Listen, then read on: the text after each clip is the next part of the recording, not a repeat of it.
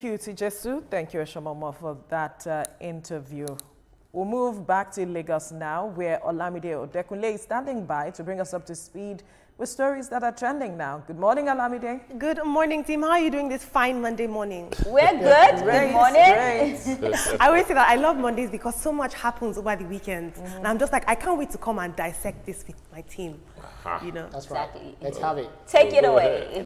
I like to say that TVC has a finger on the pulse and our eyes on the streets. And if it's a trending story, interruptions or not, we're going to bring it back here and dissect it as best we can. In our first story, as the 2025 Unified Tertiary Matriculation Examination kicked off on April 24th, the Joint Admissions and Matriculation Board, aka JAMB, is facing renewed scrutiny over the exam's execution. Now, public outrage flared after Esther Oluwafayofumi Oladele, a candidate commuting from Lagos Ekpe area to Aja for her exam, went missing. Now, although Esther was later found, the incident has reignited concerns about the safety of young Nigerians that are traveling amid all the growing insecurity in the country. Further compounding these safety concerns are allegations that JAMB is assigning candidates to centers outside their chosen towns, but questions about student welfare persist. In Oyo State just the other day, candidates at an Ibadan center rioted over technical failures that delayed the exam. And this is a repeat, unfortunately, of issues that we've seen in recent years. Online, candidates are now criticizing the board for scheduling exams as early as 6:30 a.m. And in one bizarre case, a candidate refused to attempt any questions, reportedly obeying her grandfather's instruction to await divine intervention. With over 2 million candidates are registered nationwide, the spotlight is obviously firmly on JAMB's ability to safely and efficiently manage the country's largest standardized tests. Now, in JAMB's defense, I will say that they're taking steps to redress these issues. They delisted several computer-based technology centers that did not meet their technical standards. They've also arrested impersonators that have been coming to take the exam. So they're doing their best. 2 million candidates, that is a record number. Let's take a look at social media. Peter Obi says, I came across multiple reports of students being asked to attend a public examination by 6:30 a.m. Teenagers, mostly around 15 to 17 years old, forced to travel in the dark, even in the face of insecurity, across dangerous and unfamiliar locations. Setting exams for vulnerable teenagers as early as 6 a.m. while transporting them to far-flung locations is reckless. We'll take 2 more tweets on this. Emelobe says the official resumption hour in Nigeria is 8 a.m. and yet people who resume by 8 a.m. are fixing exam for 6:30 a.m. Nigeria is a funny country. And Debbie says, JAMB and NYSC are two twins, no single regard for human life. JAMB is a pivotal time in these children's lives, so I can't understand the outrage. In our next story, in the latest chapter of political theater from Nigeria's National Assembly, the suspended Kogi Central Senator Natasha Akpoti Uduahan has apologized to Senate President Godswill Akpabio, but not in the way that any of us expected.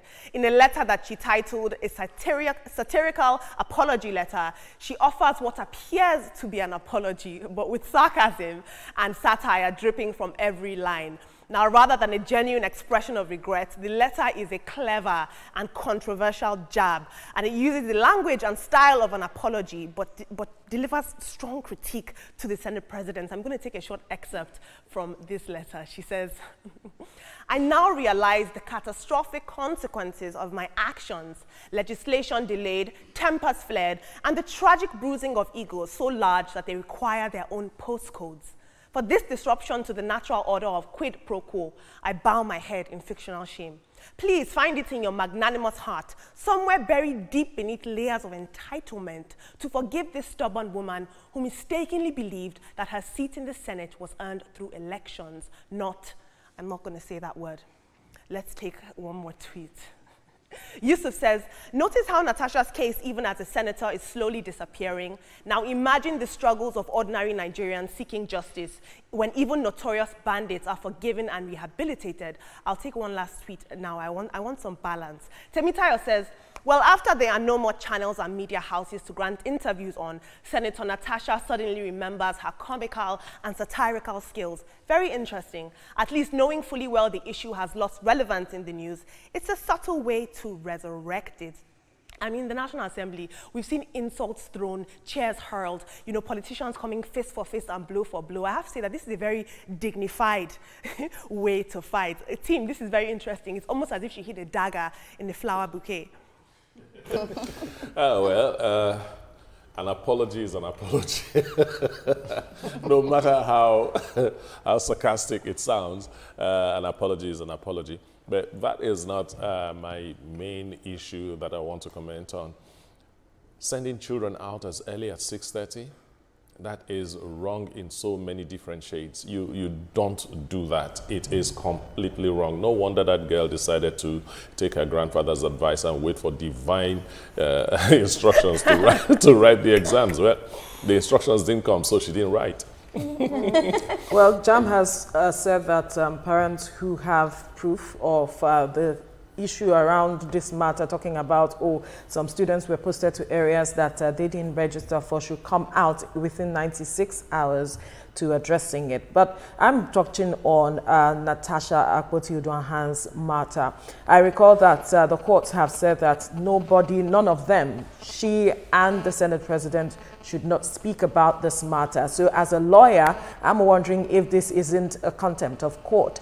But also, she is trying to come back, from my perspective, into the news, and perhaps people can begin to talk about her and the issue again, because it seemingly simmered in the past few weeks. But I think that there are better ways of addressing this issue. If you have proof, bring it out. I believe that that is what will make a lot of people talk about this matter. So start dishing out the proof so that people can really talk. We've said it countless times on this table, you know, it's time for her to bring out proof. And of course, we've seen that the matter has gone down a bit, so it's obvious that, you know, she put this out for people to talk. And people are talking because we're on the table talking about it. But I just hope that, you know, she takes a different route, because we've asked a lot of times that, please, let's see evidence. So what we are praying for now, and we are hoping that, Natasha, please, if you're watching, we need evidence. And just quickly to touch on the JAMB story, I think that 6:30 is too early. It's way too early for any child to be out, you know, trying to write an exam. Yes, so whatever infrastructure we want to invest on when it comes to education, health, anything, we should do it well. I understand that Professor Isaiah Koleide, you know, has really done a whole lot to, you know, revamp the sector, you know, especially JAMB when it comes to, you know, addressing issues like this. I love the fact that, Veronica, you also, you know, read it out, especially those who have not heard that within 72 hours, is that correct? That 96 hours that they should come out so that they can address it. So we want the lives of our children to be safe. But the tweet that said NYC and JAMB have no regard for human life, that is absolutely incorrect. It is absolutely incorrect. If we are dissatisfied on one angle or with one policy, we can talk about it without, you know, painting everything with one faint brush. Thank you guys so much. I want to say I'm just a baby girl, I'm a child, and you guys make me come here every day at 6 a.m. So unfair. In our next story, a disturbing report is coming out of Access Bank after a former quality assurance specialist, Stephen Ifeanyi Chukwu Ejezie, was accused of allegedly secretly filming his female colleagues in the bank's Oniru Lagos office restrooms. Now, according to the reports that we're hearing, Ejezie was caught red-handed around 1:30 a.m. last Wednesday inside the women's restroom, attempting to plant a recording device.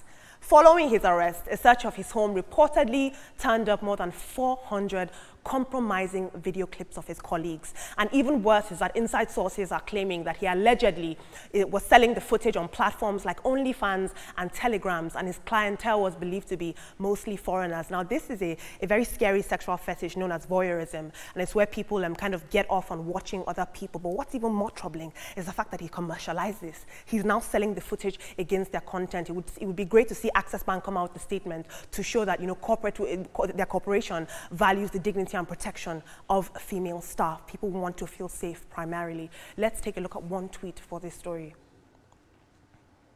Grind and Chart says, Sick minds wear suits too. This is why character will always trump credentials. Companies need to vet souls and not just CVs.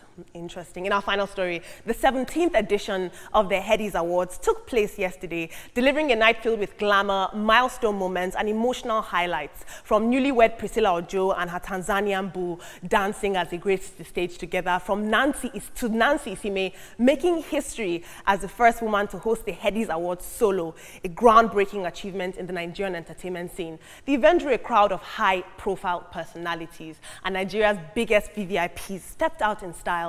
But I would say that one of the most poignant moments of the night came when the late Ilerioluwa Oladimeji Aloba, popularly known as Mohbad, was posthumously awarded Best Street Hip Hop Artist for his hit song, Ask About Me, Ask About Me.